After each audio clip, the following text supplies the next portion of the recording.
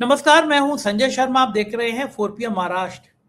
नौजवानों और छात्रों के जीवन से खिलवाड़ करके सरकार चैन में है, लेकिन अब समझ आ गया है कि कॉकरोच पार्टी के अध्यक्ष आ रहे हैं।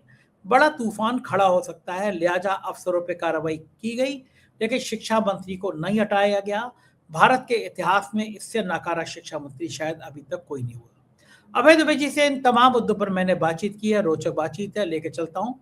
ध्यान से सुनिएगा पूरी बातचीत। शुक्रिया, thank you. 4PM news network में बहुत बहुत स्वागत है। अभय दुबे जी आपका। आपने 100 जूते और 100 प्याज वाली कहानी सुनी होगी। जी। एक आदमी ने 100 जूते भी खाए और 100 प्याज भी खाए। वैसे ही नतीजा इस समय सरकार का हो रहा है, शिक्षा मंत्री का हो रहा है।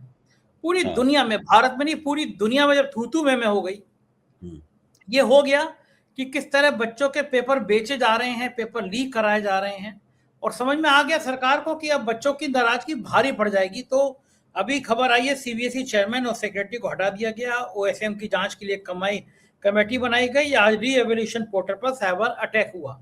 ये खबरें तब आ रही हैं जब कॉकरोच पार्टी के अध्यक्ष ने कहा 6 तारीख को आऊंगा, जंतर मंतर पर धरना दूंगा, और पूरे देश के नौजवानों में करंट दौड़ गया। और यह हुआ कि इस बार सीबीएसई के मामले पर आर पार होगा। तो जो सरकार बहुत अकड़ रही थी, हवा खराब हो गई और चेयरमैन हटा दिया गया। ये कार्रवाई पहले क्यों नहीं हुई, पहली बात। दूसरी बात, चेयरमैन तक क्यों सीमित रही, शिक्षा मंत्री क्यों नहीं हटाया गया अभी तक। इतना नकारा शिक्षा मंत्री भारत के इतिहास में कोई हुआ नहीं। ये क्या कारण है? क्या सरकार डर भी रही है और बच भी रही है? और क्या अगर छात्रों को ये गुस्सा रहा तो धर्मेंद्र प्रधान की छुट्टी होगी, लगता है आपको, या नहीं लगता? देखिए, आपने मेरे मुंह की बात छीन ली। अगर आप ये बात न कहते तो मैं अपना जवाब यहीं से शुरू करता कि आपने सीबीएसई के अफसरों को तो हटा दिया, लेकिन धर्मेंद्र प्रधान के मुकाबले तो वो बहुत ही छुटभइये लोग हैं। धर्मेंद्र प्रधान को क्यों नहीं हटाया, ये एक यक्ष प्रश्न है। इसका उत्तर ढूंढना हमारी और आपकी दोनों की जिम्मेदारी है। आपको याद होगा कि मध्य प्रदेश में एक घोटाला हुआ था, इसका नाम था व्यापम घोटाला। याद है ना? अच्छा, लोग आमतौर पे व्यापम व्यापम कहते हैं, लेकिन ये व्यापम क्या था? इसका व्यापम का पूरा नाम क्या था? मध्य प्रदेश व्यावसायिक परीक्षा मंडल। इसका शॉर्ट फॉर्म, इसका संक्षिप्त नाम था व्यापम। इसमें विभिन्न परीक्षाओं में बड़े पैमाने पर धोखाधड़ी, रिश्वतखोरी और जालसाजी की गई थी। और इसकी शुरुआत मतलब भारतीय जनता पार्टी के शासनकाल, पूरे शासनकाल में ये होता रहा। इसके अंदर तरह तरह के हथकंडे करके pre medical test, pre engineering test, police constable भर्ती, शिक्षक पात्रता परीक्षा, वन रक्षक, परिवहन कांस्टेबल, बड़े पैमाने पर नौकरियों में ये घोटाला होता था। और इस व्यापम घोटाले का जब भंडाफोड़ हुआ, तो उस भंडाफोड़ पे लीपापोती करने के लिए इसके अंदर रहस्यमय किस्म की हत्याएं हुई। और ये हत्याएं एक दो नहीं हुई। ये जो हत्याएं हुई, हत्याओं की भी अपनी कहानी है। सीबीआई ईबीआई की जांच वगैरह जो है वो अभी चली रही है, कुछ नहीं होता है उसके अंदर। इसी तरीके से भारतीय जनता पार्टी अपने किए गए तमाम घोटालों के ऊपर जो है ना, लीपापोती करती रहती है। अच्छा, लेकिन कभी कभी क्या होता है कि इस तरह के घोटाले जो होते हैं वो लीपापोती की सीमा से परे चले जाते हैं। ये जो सबसे पहले नीट और जी का घोटाला हुआ, उसके बाद में फिर अब ये सीबीएसई का घोटाला हुआ, ये लीपापोती और जिसे कहते हैं नहीं पेशबंदी वगैरह, हैजिंग वगैरह, उसकी सीमा से, प्रबंधन की सीमा से परे चले गए हैं। इसलिए ये समस्या पैदा हो रही है। धर्मेंद्र प्रधान का इस्तीफा क्यों नहीं हो रहा? जिस तरह व्यापम घोटाले पर मुख्यमंत्री, मध्य प्रदेश के मुख्यमंत्री का इस्तीफा मांगा जाता रहा, कभी हुआ इस्तीफा? कभी नहीं हुआ इस्तीफा उनका। जबकि हत्याएं भी हुई उसके अंदर। अभी तो इन मामलों में खून नहीं बहा है। ये जो केंद्र में, दिल्ली के मोर्चे में सब कुछ हो रहा है, उसमें खून नहीं बहा है। वहां तो खून भी बहा था, हत्याएं भी हुई थी, गवाहों को मारा गया था, सबको मारा गया था, जो विसिल ब्लोअर्स थे उनको मारा गया था। यहाँ पे अभी वो वाली नौबत यहाँ पे नहीं आई है। धर्मेंद्र प्रधान से कौन मांगेगा इस्तीफा? इसलिए इस्तीफा नहीं मांगेगा क्योंकि सब लोग इसमें शामिल है। धर्मेंद्र प्रधान तो एजेंट है करने वाले। मेरा कहना है कि एक एक घोटाला, एक एक पेपर लीक जो कुछ हुई है, वो बिना शिक्षा मंत्री की मर्जी और उनके चहेते अफसरों की मर्जी के बिना नहीं हो सकती। अब धर्मेंद्र प्रधान को बचाने कितने बड़े पैमाने पर हो रहा है। आपको डॉक्टरी की परीक्षा देनी है, आप पेपर लीक की शिकार हैं। आपको इंजीनियरिंग की परीक्षा देनी है, आप पेपर लीक के शिकार हैं। आपको माध्यमिक शिक्षा में परीक्षा देनी है, आप पेपर लीक के शिकार हैं। आपकी कॉपियां ठीक से नहीं जच रही हैं और आपकी कॉपियों में नंबर ठीक से नहीं दिए जा रहे हैं। ऑनलाइन मार्किंग में मार्किंग के अंदर घपला है, हर चीज के अंदर घपला है। जिस बच्चे ने ऑनलाइन मार्किंग का ठेका देने, जिस कंपनी को ठेका दिया गया है, उसको अपनी जांच पड़ताल करके उसने शिकायत की, उसको संसदीय समिति ने बुलाया और उससे प्रेजेंटेशन उसने बच्चे ने वहां किया जाकर, और उसने उन लोगों को भी प्रभावित कर दिया। अभी 2 दिन पहले तक तो ये लोग सब कह रहे थे कि कोई इसमें बिल्कुल सही सारी प्रक्रियाओं को अपना के सही ठेका दिया गया है। अब उसी ठेके के नाम पर अफसरों को हटाया जा रहा है। सवाल ये, धर्मेंद्र प्रधान क्या कर रहे थे? शिक्षा मंत्रालय के अलावा भी कोई दूसरा काम उनकी जिम्मे है क्या? मतलब क्या ऐसा है कि शिक्षा मंत्रालय तो उनके पास है, ये उनकी असली जिम्मेदारी नहीं है? असली जिम्मेदारी उनकी कुछ और है। क्या है धर्मेंद्र प्रधान की असली जिम्मेदारी?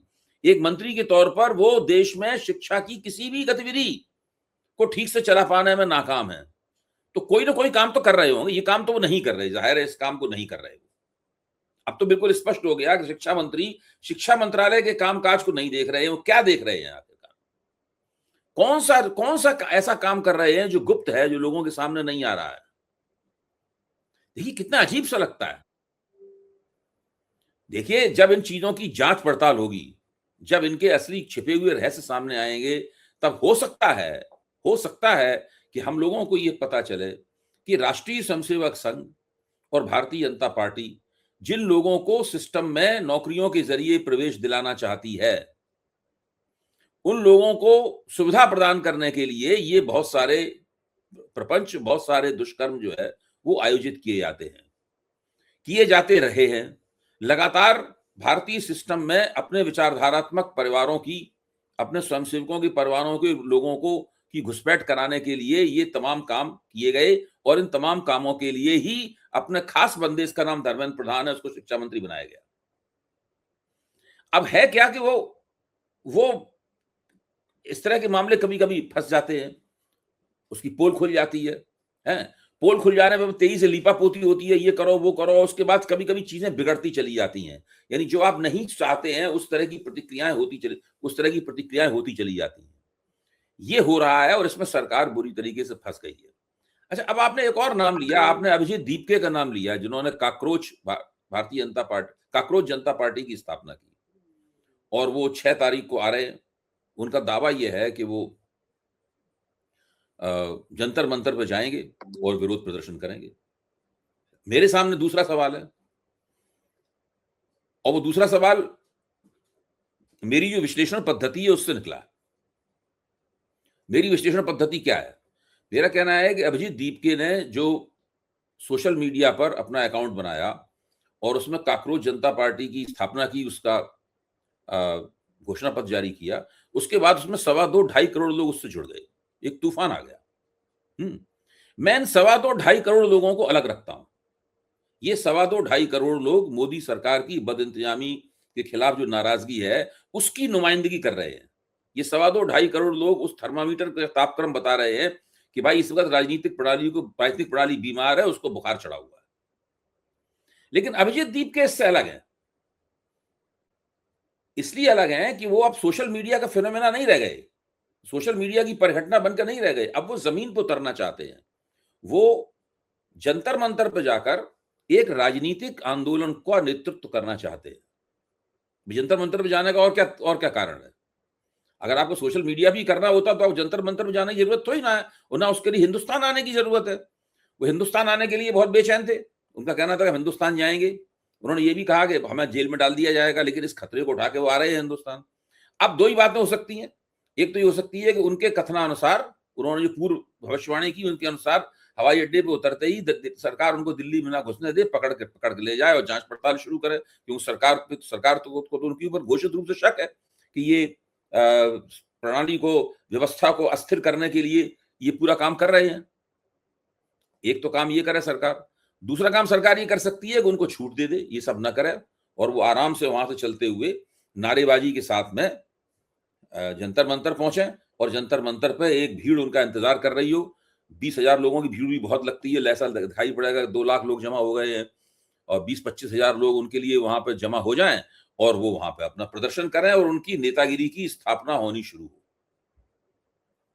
अब आप सोचिए, मैं उन 2.5 करोड़ लोग जो उनके पोर्टल के उनके साथ जुड़ गए थे, मैं उनको नहीं इसमें जोड़ रहा हूं।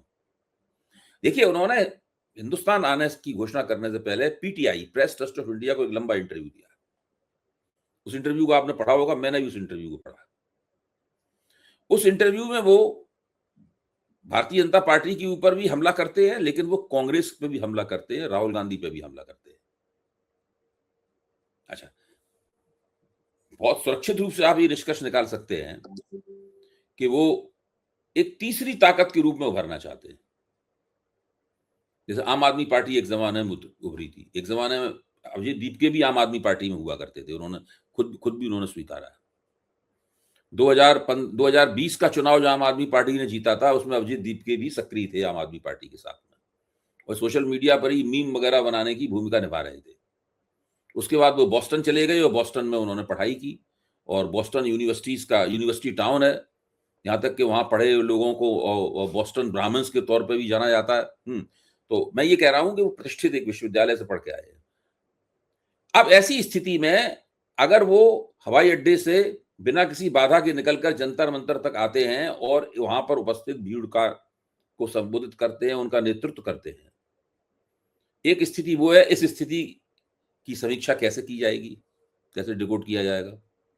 एक स्थिति ये है कि उनको वहां से पकड़ लिया जाता है और वहां पुलिस उनको ले जाती है, पूछताछ और जांच पड़ताल शुरू होती है, उसके लिए पुलिस को उनके खिलाफ FIR लिखनी पड़ेगी। एक स्थिति वो है। अब अभिजीत दीपके के हीरो बनने के 2 तरीके हैं। एक, सोशल मीडिया पे तो हीरो बन गए वो, लेकिन सोशल मीडिया पे बना हीरो जमीन पे हीरो बनेगा कि नहीं बनेगा, ये प्रश्न है। और जिन लोगों को वो काक्रोच कहते हैं, यानी भारत के उत्पीड़ित नौजवान, भारत के सताए हुए नौजवान, भारत के वो नौजवान जिनके साथ वायदा खिलाफी की गई है, जो बेरोजगार हैं, जिनका भविष्य अंधकारमय है, जो छटपटा रहे हैं, जो अपने आप को काक्रोच कहते हैं गर्व के साथ, और काक्रोच के रूप में वो लोग प्रदर्शन भी करते हैं। उनमें से बहुत से लोग सड़क पर काक्रोच की तरह रेंग कर। प्रश्न ये है कि क्या अभिजीत दीपके उनके नेता बन पाएंगे? क्योंकि उनका नेता बनने का एक और व्यक्ति कोशिश कर रहा है, उसका नाम है राहुल गांधी। वो भी उनका नेता बनने की कोशिश कर रहा है, क्योंकि सोशल मीडिया पर तो राहुल गांधी उनके साथ कोई प्रतियोगिता नहीं है, लेकिन जब वो जमीन पर उतरेंगे तो राहुल गांधी की उनके साथ प्रतियोगिता होगी। तब हम लोग देख पाएंगे धर्मेंद्र प्रधान को 2 लोग निशाना बना रहे हैं, अभिजीत दीपके भी निशाना बना रहे हैं और राहुल गांधी भी निशाना बना रहे हैं। मैंने ये परिप्रेक्ष्य आपके सामने इसलिए रखा है कि ये मसला इतना सरल नहीं है। मैं उनके ऊपर कोई शक नहीं कर रहा हूं, मैं कोई संदेह नहीं, मैं उन लोगों में से नहीं हूं किसी को उसकी B टीम है, उसकी A टीम है, उसकी C टीम है। मैं इन शब्द आपने देखा होगा, मैं इस तरह की फतवेबाजी का इस्तेमाल नहीं करता हूं। मैं कहना यह चाहता हूं कि यह मसला इतना आसान नहीं है। NSUI जो कांग्रेस का छात्र संगठन है, इस शिक्षा में हो रहे इस जबरदस्त घोटाले के खिलाफ एक आंदोलन चला रहा है। अभी 30-31 तारीख को वो आंदोलन, उसका बड़ा जोरदार सड़क पर संघर्ष करने वाला आंदोलन है, उसको पुलिस उसके साथ सख्ती से भी पेश आ रही है, और वो सारे देश में एक आंदोलन चला रहे हैं। मीडिया उस आंदोलन पर फोकस नहीं कर रहा है, लेकिन वो चला रहे हैं उस आंदोलन को। अब ऐसे में अभिजीत दीपके आ रहे हैं, वो काक्रोच जनता पार्टी के नुमाइंदे या उनके संस्थापक के तौर पर अपने आप को पेश करेंगे। कौन लोग होंगे जो जंतर मंतर पर, भाई कुछ तो लोग उनके पास, अगर कुछ कार्यकर्ता हों अभिजीत दीपके के पास, इसका मतलब है हम कल्पना कर सकते हैं कार्यकर्ता उनके लिए इस वक्त 6 जून के कार्यक्रम के लिए गोलबंदी कर रहे होंगे, वरना लोग कैसे पहुंचेंगे वहां पे? कोई ना कोई कहीं प्रचार तो हो ही रहा होगा कि भाई अपना बंदा आ रहा है वहां से, बोस्टन से, और 6 जून को जमा हो, उसको सुनने चलते हैं। कुछ ना कुछ तो उनके पास कार्यकर्ता होंगे। अगर वहां पर 6 जून को कुछ लोग जमा होते हैं तो कुछ लोग तो होंगे जो उनको जमा करने वाले होंगे। वो लोग कौन होंगे? कौन होंगे जो अभिजीत दीपके के लिए वहां पर लोगों को जमा कर रहे हैं? ये तमाम प्रश्न है। हम लोग तो जानते हैं ना राजनीति कैसे की जाती है। जी बिल्कुल ठीक बात है, बिल्कुल ये रणनीति बनी हुई है। उधर बंगाल में ममता बनर्जी की तो बिल्कुल हालत खराब कर दी बीजेपी ने, साम दाम दंड भेद से पार्टी टूटने के कगार पर आ गई। क्या जो नेता बड़ा होगा, राहुल गांधी को पे मुकदमे में लगाए जाएंगे, अरविंद केजरीवाल को जेल भेजा जाएगा, हेमंत सोरेन को जेल भेजा जाएगा, ममता बनर्जी की पार्टी को तबाह कर दिया जाएगा। अब भारतीय जनता पार्टी के पास यही रणनीति बची है कि इसी तरह पूरी पार्टी तबाह कर दें, या इसके अलावा कोई विकल्प बचा है? नहीं, भारतीय जनता पार्टी के पास बहुत से विकल्प हैं। देखिए, अरविंद केजरीवाल के लिए भारतीय जनता पार्टी ने दूसरी टेक्निक अपनाई। राहुल गांधी के लिए कोई और टेक्निक उन्होंने अपनाई थी। राहुल गांधी के लिए उन्होंने सोचा कि जेल भेजने की बजाय राहुल गांधी की संसद की सदस्यता ले ली जाए, इनका मकान ले लिया जाए। उससे पहले पप्पूकरण की उनकी टेक्निक अपनाई उन्होंने। ये पप्पूकरण की टेक्निक उन्होंने अरविंद केजरीवाल के लिए नहीं अपनाई। अरविंद केजरीवाल के लिए टेक्निक अपनाई कि इनको जेल में भेज दो, इनके और साथियों को जेल में भेज दो, इनके दो सबसे अच्छे मंत्री जो हैं सत्येंद्र जैन और मनीष सिसोदिया, उन दोनों को जेल में डाल दो, और खुद अरविंद केजरीवाल को भी जेल में डाल दो, संजय सिंह को भी जेल में डाल दो, और भी कई लोग हैं इंपॉर्टेंट हैं, उन सबको जेल में डालो। उनके लिए ये टेक्निक उन्होंने अपनाई। और भ्रष्टाचार के आरोप इतने ज्यादा लगाओ कि जनता के मन में इनके प्रति संदेह पैदा हो जाए। उनके लिए ये टेक्निक अपनाई गई थी। हेमंत सोरेन को भी उसी तरह के जेल में डाला गया था, कामयाब नहीं हो पाए वहां पर। अरविंद केजरीवाल के मामले में तो वो कामयाब हो गए। उसमें कांग्रेस का भी सहयोग मिला उन्हें अरविंद केजरीवाल को बदनाम करने में और दिल्ली में घेर के मारने में, कांग्रेस का भी उनको सहयोग मिला। हम नहीं भूल सकते कि अरविंद केजरीवाल के खिलाफ उस फर्जी मुकदमे की पहली शिकायत एक कांग्रेसी नेता ने की थी, और उसके खिलाफ सीबीआई की जांच का आदेश बीजेपी द्वारा नियुक्त एलजी ने दिया था। लेकिन ममता बनर्जी के खिलाफ उनकी टेक्निक अलग तरह की टेक्निक है। वो बंगाल की राजनीति से निकली हुई टेक्निक है। बंगाल की राजनीति में ऐसा ही होता है। ममता बनर्जी के पास 80 विधायक हैं। 80 विधायकों का विधानमंडल दल बड़ा होता है थोड़ा साइज में, उसको तोड़ने में दिक्कत होती है, तो बीजेपी धीरे धीरे करके उसको तोड़ रही है। उनका जो संसदीय दल है उनका, उसको ज्यादा आसानी से तोड़ा जा सकता है। शायद 23 हैं उसके अंदर है, वो उसको ज्यादा आसानी से तोड़ा जा सकता है, लेकिन 80 को तोड़ना ज्यादा मुश्किल है। भाजपा 23 को भी तोड़ेगी और भाजपा 80 को भी तोड़ेगी, और ममता बनर्जी की पार्टी श्रिंक हो जाएगी, सिकुड़ जाएगी। और उसके बाद में भाजपा पूरी तरीके से ऐसे हालात बना देगी पश्चिम बंगाल में, जिससे ममता बनर्जी बिल्कुल खेल के मैदान के किनारे जो बेंच होती है, बेंच पे भी बैठने को जगह नहीं मिलेगी उन्हें, दूर कोने में कहीं खड़ी रह जाएंगी। ममता बनर्जी इस बात को जानती हैं। आप उनके चेहरे को देखिए आजकल। आप अभी तक तो मुख्यमंत्री के तौर पे लग रहा था कि वो एक बंगाल की शेरनी है जो सड़कों पर हाथ जोड़े हुए जा रही है, अपनी सफेद धोती पहने हुए और हवाई चप्पलें पहने हुए, लेकिन अब उनको देख के लगता है कि कोने में इसको धकेल दिया गया है पूरी तरीके से, और इसको भी पता है कि ये उसकी आखिरी करो या मरो की लड़ाई है, आखिरी लड़ाई है उसकी। ममता बनर्जी इस बात को जानती है। इस बात को इस वक्त देश में सबसे ज्यादा जिसका अस्तित्व संकट में है, राजनीतिक अस्तित्व संकट में है, तो वो ममता बनर्जी हैं। और वो कुछ ये कह भी नहीं सकती कि भाई देखो, क्योंकि वो एक ऐसी प्रक्रिया है जो बंगाल की राजनीति में अक्सर होती आई है। लेकिन विपक्षी नेता के तौर पर ममता बनर्जी, अगर केवल 80 विधायकों को देखा जाए तो कोई कमजोर बात नहीं है ये। भाई 80 विधायक जिस पार्टी के पास हैं, वो तो पार्टी कोई कमजोर पार्टी नहीं हुई। ऐसी स्थिति में ममता बनर्जी अपनी जिंदगी की एक ऐसी लड़ाई लड़ रही हैं जिस लड़ाई में उनकी कामयाबी पहले क्षण से ही संदिग्ध है। तकरीबन उनके विधायक दल के काफी बड़े हिस्से टूट चुके हैं। जिन लोगों को उन्होंने पार्टी से, 2 लोगों को पार्टी से निकाला है, सबको तो पार्टी से खुद ही निकाल लेंगी, पार्टी टूट जाएगी खुद ही। तो 2 लोगों को निकाला है, और साथ में ये भी कहा है कि और भी कई लोग बीजेपी के संपर्क में हैं। उन लोगों ने ऐलान कर दिया है कि वो पार्टी में एक स्प्लिट इंजीनियर करने के लिए जा रहे हैं। ये सब हम लोगों की आंखों के सामने घटित हो रहा है।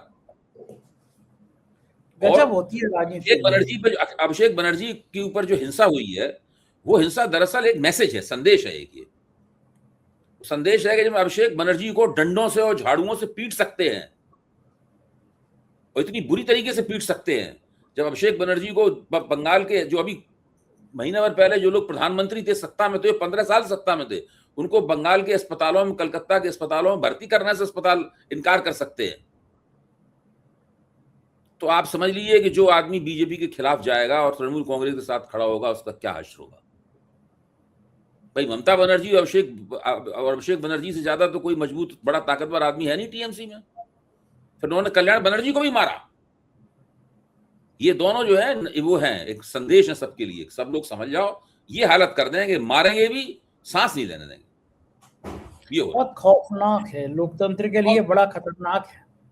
लेकिन अब तमिलनाडु में बीजेपी की चालें कामयाब नहीं हो रही हैं। तमिलनाडु की राजनीति एकदम टर्न हो गई, जो उम्मीदें थी साउथ से वो पूरी नहीं हो रही। उस पर आपका क्या कहना है? भाई देखिए, तमिलनाडु बीजेपी के लिए एक अजनबी जमीन है। तमिलनाडु में बीजेपी टटोल रही है कि कैसे ब्रेक थ्रू कैसे करें। केरल में भी टटोल रही है, बीजेपी नहीं कर पा रही ब्रेक थ्रू करने में। आंध्र प्रदेश से भी पीछे है। अब मान लो जो इनके साथ जुड़ गई है, 6 सीटें हैं बीजेपी के पास, लेकिन आंध्र प्रदेश में भी कोई बड़ा ब्रेक थ्रू करने का उसके पास नहीं है। दक्षिण भारत में कर्नाटक में बीजेपी की स्थिति कुछ ठीक है, वहां पर सत्ता की दावेदार है। और तेलंगाना में भी बीजेपी जो त्रिकोणात्मक संघर्ष है तेलंगाना में, राष्ट्र समिति, कांग्रेस और बीजेपी, ये त्रिकोणा संघर्ष में बीजेपी वहां दौड़ रही है। इसके अलावा साउथ दक्षिण भारत की राजनीति से बीजेपी आमतौर पर बाहर है, वहां कांग्रेस ज्यादा मजबूत है बीजेपी के मुकाबले। और राहुल गांधी ने जिस तरह पिछले दिनों अपने पत्ते चले हैं, उससे भी स्पष्ट है कि वहां कांग्रेस ज्यादा मजबूत है। तो अब देखिए, अब पहले तो बीजेपी ने भाई अन्नामलई के जरिए उन्होंने एक बहुत आक्रामक किस्म की राजनीति की, आक्रामक हिंदुत्व की राजनीति की। फिर उनको लगा कि आक्रामक हिंदुत्व की राजनीति करने के चक्कर में द्रमुक से तो उनकी बनती है ही नहीं, अन्ना द्रमुक से भी उनका समझौता नहीं हो पाएगा। अन्ना द्रमुक समझौता करने के चक्कर में उन्होंने अन्नामलई को ढक्कन बना दिया, टिकट भी नहीं दिया। जो पार्टी का पिछले चुनाव में अध्यक्ष था उसको आपने टिकट भी नहीं दिया। इस बार अन्नामलई इससे नाराज हो गए, अब वो पार्टी छोड़ के जाना चाहते हैं। वो समझ गए हैं कि भारतीय जनता पार्टी उन जैसे जो राजनीतिक धारा उन्होंने बनाई थी उस धारा में अपनाने के लिए तैयार नहीं है, इसलिए वो अलग अपनी पार्टी बनाना चाहते हैं। और हो सकता है जल्दी ही, ज्यादा संभावना ऐसी बात की है कि वो अपनी अलग पार्टी बना लेंगे और भारतीय जनता पार्टी अकेली रह जाएगी। फिर भाजपा को अब तय करना है कि वो अन्ना द्रमुक के साथ कितनी दूर तक जा पाएगी या नहीं जा पाएगी, क्योंकि अन्ना द्रमुक का भी बंटवारा हो गया, वहां भी स्प्लिट हो गया है। उसके ज्यादातर लोग जो हैं वो विजय की नई पार्टी, सत्ताधारी पार्टी है टीवी के, उसके साथ चले गए। तो भाजपा को तमिलनाडु में अपनी राजनीति के ऊपर दोबारा सोचना पड़ेगा और दोबारा से मतलब पूरे अपना विन्यास दोबारा बनाना पड़ेगा। ठीक बात है। और हो चुका है। इस बीच में आपको लगता है कि विश्व गुरु की सेहत पर कोई असर पड़ेगा इन सब घटनाक्रम पे, या वो अपने चैन की नींद सोएंगे? छात्र नाराज हो, नौजवान नाराज होने, कोई फर्क नहीं पड़ेगा। विश्व गुरु का मानना यह है संजय जी कि ये सब होता रहता है, चुनाव जीतने की टेक्निक दूसरी है, चुनाव जीतने का हथकंडा दूसरा है। वो हम जीत लेंगे, ये सब चलता रहेगा। ये राष्ट्रव्यापी व्यापम चल रहा है, जो मध्य प्रदेश में व्यापम हुआ था वो राष्ट्रव्यापी व्यापम चल रहा है। उधर खाड़ी युद्ध में ईरान और अमेरिका के बीच में जबरदस्त जद्दोजहद चल रही है। उसमें डोनाल्ड ट्रंप ने नेतन्याहू को जबरदस्त गालियां दी हैं फोन करके, और गालियों का प्रचार भी किया कि हमने देखो उसको इतना डांटा। और मोदी जी इस चक्कर में, मोदी जी इस बीच में फंसे हुए, उन्हें कोई चिंता नहीं है मोदी जी को। ये सही है, वो अपना बंदा सही है। बिल्कुल, बहुत बहुत शुक्रिया भाई जी। अपना बंदा सही है, वो मौज कर रहा है, वो मोर को दाना खिला रहा है और वो अपने अजीब तरीके से एक चट्टान पे वो लेट के कसरत कर रहा है। प्रधानमंत्री घर के आवास के पीछे वो अपने मस्त विदेश यात्राएं कर रहा है, विदेशी नेताओं से मिल रहा है, हो ही कर रहा है। बहुत बहुत शुक्रिया अभय जी, समय दिया आपने, बातचीत की। Thank you. ये थे अभय द्विवेदी जी और आपने पूरी बातचीत सुनी। सोचिए कितना खराब है, छात्र नौजवानों के सपने किस तरह रौंद रही है सरकार। पेपर लीक पे लीक। काकरोच पार्टी जन्म लेती है तो उसको बुरी तरह से रौंद दिया जाता है, कभी इसका ये अकाउंट बंद, कभी वो अकाउंट बंद। पर क्या लोकतंत्र इससे रुक जाएगा? एक बड़ी शक्ति फिर खड़ी होती है। कैसी लगी बातचीत बताइएगा जरूर। शुक्रिया, थैंक यू।